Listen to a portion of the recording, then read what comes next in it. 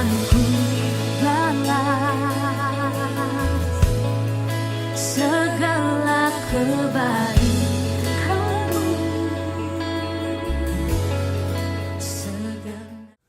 Shalom, puji Tuhan.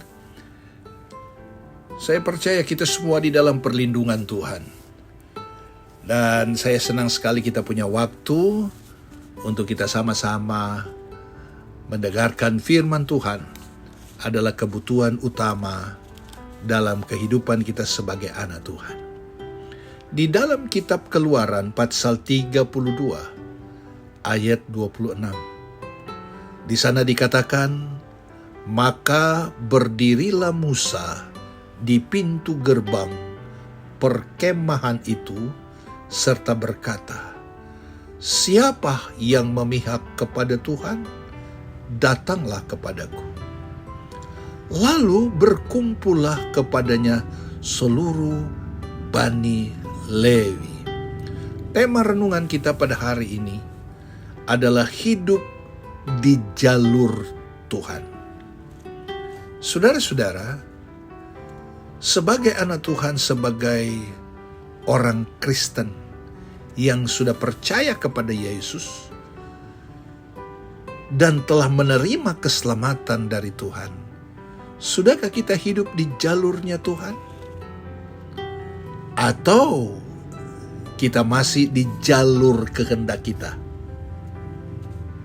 Nah, saudara-saudara dalam kasih Tuhan, ketika Musa berada di atas gunung Sinai untuk menerima hukum Tuhan, orang-orang Israel tidak sabar menunggu. Mereka berpikir Musa mengulur-ulur waktu untuk turun. Orang-orang Israel mendesak Harun untuk membuat bagi mereka patung untuk disembah sebagai pengganti Tuhan yang hidup. Saudara-saudara, kita lihat bangsa ini adalah bangsa yang tidak sabar. Sehingga mereka bertindak yang konyol. Mereka membuat patung lembu sebagai penggantinya Tuhan. Dan ini sangat menyakitkan. Hati-hati, jangan kita yang sudah diselamatkan oleh Tuhan sebagai orang Kristen yang setiap saat ke gereja, tetapi menggantikan Tuhan itu dengan hal-hal yang duniawi. Menggantikan Tuhan itu dengan patung, dengan Allah lain. Hati-hati. Karena bangsa Israel telah menyakiti hati Tuhan. Saudara-saudara dalam kasih Tuhan, mereka bersepakat melepaskan semua perhiasan mereka dan meleburnya menjadi sebuah patung anak lembu emas itu disembah.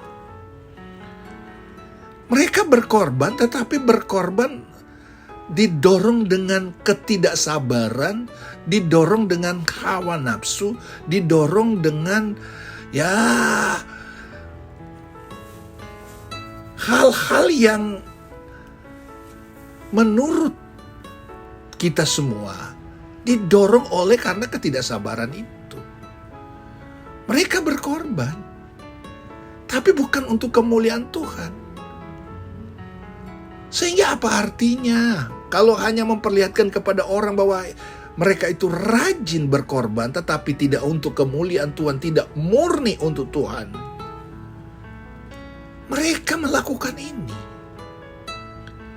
Hal ini menimbulkan murka Tuhan, sehingga ia menyebut mereka itu bangsa yang tegar tengkuk.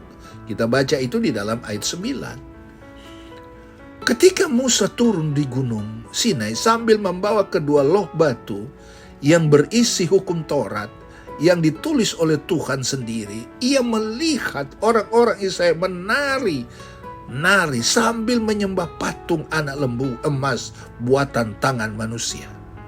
Mereka begitu mudahnya melupakan Tuhan yang hidup dan berpaling kepada berhala. Mudah itulah manusia. Ya, mudah melupakan Tuhan karena hal-hal duniawi. Ada begitu banyak anak-anak Tuhan setelah ditolong, diberkati, ya, diselamatkan oleh Tuhan, mereka menjadi lupa diri. Ya, tidak tahu berterima kasih kepada Tuhan. Mereka mencari Allah lain untuk kesenangan daging mereka sendiri. Mereka lupa bahwa berkat yang mereka nikmati itu semua karena seizin Tuhan dalam hidup mereka. Bangsa Israel keras tengkuk. Nah, saudara-saudara, dalam mereka menari, bukan menari untuk Tuhan, tetapi mereka menari, menyembah, menuruti keinginan daging, nafsu mereka. Dengan kemarahan besar, Musa pun menghancurkan patung anak lembu emas itu di hadapan orang Israel. Pada kesempatan itu pula, ya, berdirilah Musa di pintu gerbang perkemahan menentang bangsa Israel itu, membuat pilihan hidup. Musa berkata, siapa yang memihak kepada Tuhan, datanglah kepadaku. Ayat nas tadi. Dari ke-12 suku yang ada di Israel, hanya ada satu suku yang memihak kepada Tuhan, yaitu kaum Lewi. Berkumpullah kepadanya seluruh Bani Lewi. Ayat nas tadi. Karena suku Lewi memilih untuk taat kepada Tuhan dan tidak mengikuti arus, mereka pun mendapatkan kasih setia Tuhan. Suku Lewi ini pun menjadi istimewa, dikhususkan oleh Tuhan, yaitu menjadi imam bagi Tuhan. Padahal Lewi bukanlah anak pertama dari keturunan Israel atau Yakub.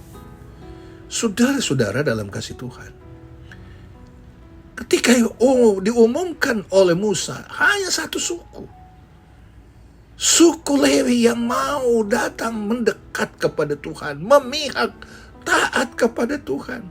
Itu sebabnya orang yang taat kepada Tuhan, di mata Tuhan dia adalah istimewa. Di mata Tuhan dia adalah berharga. Ya, karena mereka tidak mengikuti arus. Ya, bukan seperti suku yang lain. Tapi suku Lewi, mereka tidak mengikuti arus. Istimewa. Karena mereka taat.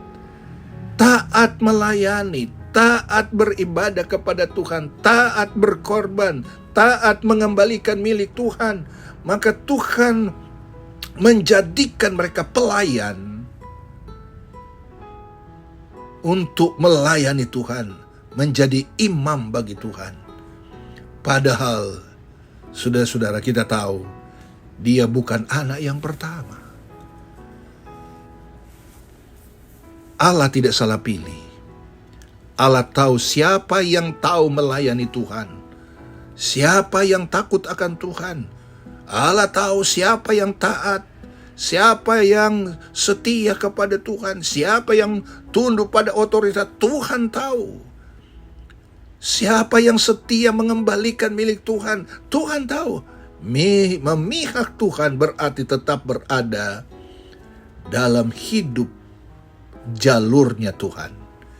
Hidup benar. Mereka tidak terpengaruh dengan godaan. Mereka tidak terbawa dengan arus. Mari kita, saudara-saudara, jadilah anak Tuhan yang tidak terbawa arus.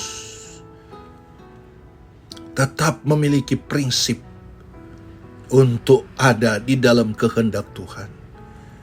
Biasanya orang akan memilih suara mayoritas daripada minoritas. Atau memilih untuk berkompromi dengan dosa karena takut dimusuhi, dikucilkan, atau dicap sok rohani. Ada orang yang seperti itu. Takut nanti dicap kompromi, atau nanti dicap sok rohani, sehingga mereka terbawa arus. Jadilah anak Tuhan memiliki mental yang setia. Karena memilih untuk hidup takut akan Tuhan, suku Lewi mendapatkan kasih setianya. Demikianlah harus engkau mentahirkan mereka dari tengah-tengah orang Israel, supaya orang Lewi itu menjadi kepunyaanku. Bilangan 8 ayat 14. Maukah engkau menjadi kepunyaan Tuhan? Sekarang bahkan sampai selamanya, hiduplah di dalam jalurnya Tuhan, taat dan setia. Maka engkau adalah mulia dan istimewa di pemandangan Tuhan. Tuhan Yesus tolong kita semua.